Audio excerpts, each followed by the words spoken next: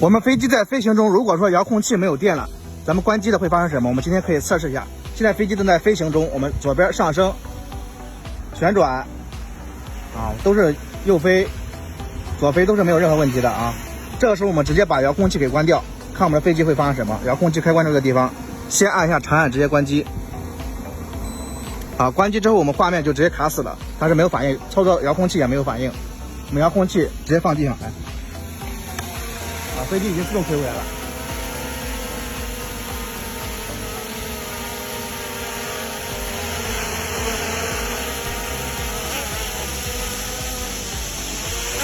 可以看到飞机在失去遥控器信号状态，它是闪红灯的啊，打着双闪灯。来，我试下飞机。